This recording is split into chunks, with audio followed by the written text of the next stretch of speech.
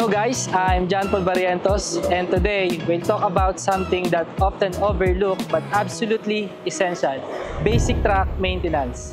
As a truck owner, it's our responsibility to make sure our unit is in good condition before it hits the road.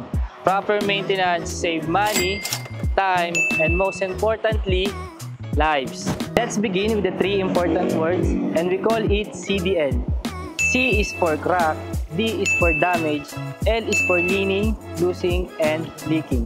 These are the most common sign developing issue: cracks, damage, or anything loose or leaking. Kung iisipin natin is maliit na bagay lamang, pero pag pinabayaan natin ay pwedeng humantong sa malaking mechanical failure. Para mas mapadali natin ang pag-inspection sa ating unit, maaari natin gamitin ng acronym na BLOBAGETS. BLOBAGETS stands for battery, lights, oil, water or coolant, brakes, air, gas, engine, tires, and last is for self. Okay, let's start with the battery. So, isa natin yung cover. Check natin kung yung mga bolts ay mahigpit ng maayos, free of corrosion, and last is clean. Check natin yung battery indicator. So, sa sight glass, titignan natin kapag ka-green, it means good. Pagka-black, kailangan i-charge. Pagka-puti, need ng replacement. At check the battery charge, especially kapag yung battery ay luma na or yung engine ay nahihirapan ng mag-start. Tignan natin kung merong bulging or sign of leaking. Kung meron, kailangan na natin magpalit ng baterya. Next is lights. Make sure all lights are working. Clean the lenses for better visibility. Headlight, low and high beam, turn signal, brake light, hazard, reverse light, and parking light. Check yung dashboard. Make sure na mawawala yung mga warning lights after mag-start. Next is oil and fluid. Pero bago natin makita yung level or yung condition ng fluid, kailangan muna natin i-open yung hood. So, saan lang natin yung pinto. Then, lock ng hood, i-unlock. Then, front tayo sa may front. So, open natin yung hood. To check the oil level and oil condition, we need to pull out the dipstick. Golden amber is good. Milky white or thick black, meaning kailangan na nating mag-change oil. So, bago tayo mag-start ng engine, check natin yung engine oil level from dipstick. So, from upper, ito yung tinatawag natin na maximum level. Then sa middle, yung tinatawag nating normal level. And then sa pinakababa, which is yung critical level. So, pag na-check natin sa dipstick na parang nasa critical level na siya, obligado na tayo na mag-top up, and then make sure natin na i-top up natin na engine oil is mag-reach lamang sa normal level.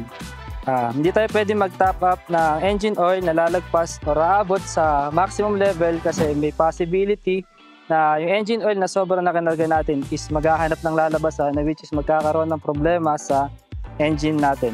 So, next, to check the power steering level and wiper washer fluid, kailangan nating open yung ignition. Then, switch on the head cabin. So, check natin yung sa pump. Iangat lang natin. Then, button.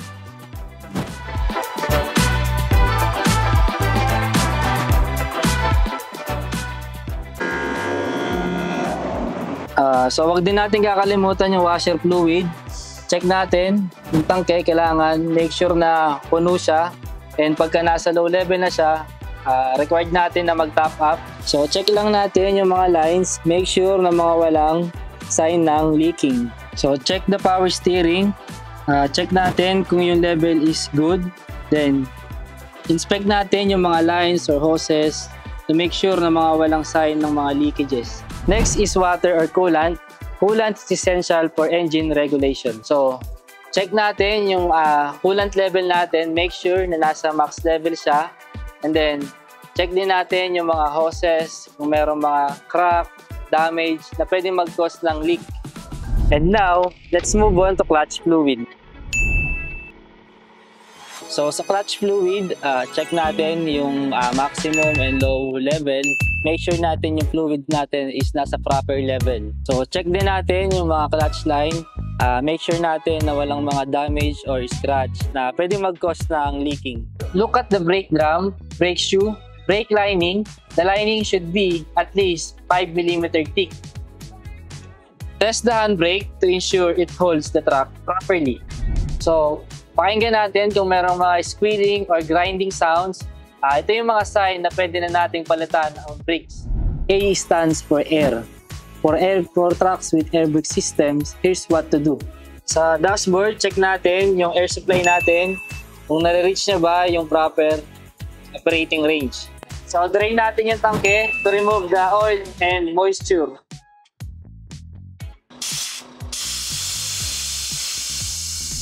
So, pakinggan din natin, obserbahan natin kung meron tayong mapapakinggang mga hissing sound. Possible, merong mga leaks. So, check natin yung air filter. Make sure na malinis. Next is gas or fuel. Check your fuel level. Always make sure there's enough before your trip. Running low can damage your fuel pump and lead to breakdowns. Next is E stands for engine. Start up your engine and listen carefully. Make sure na wala tayong mapapakinggan na any strange noise, then hindi siya masyadong mabibrate. Check for oil leaks, coolant leaks, and fuel leaks. The engine should run smoothly with no hesitation and delay. Next is T for tire. So check natin kung meron ba siyang cracks or damages, pati sa may sidewalls. Then check din natin yung mga stud bolt. Check din natin kung meron ba siyang crack. Then ito yung spare. Make sure din na wala siyang damage, crack, or manipis na ba yung mga thread. And then, look at the sidewall. Check all the recommended tire pressure. Make sure natin na susundin natin kung ano yung recommended tire pressure ng mga gulong natin. And last, but definitely not least, is S for self. Make sure natin na tayo ay mentally and physically fit, ready to drive. And then, huwag tayo magdadrive ng merong under of influence of illegal drugs, alcohol, and extreme emotion.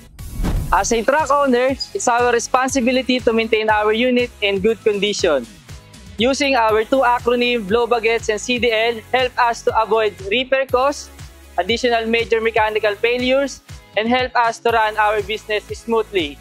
Stay ahead of problems, stay safe on the road.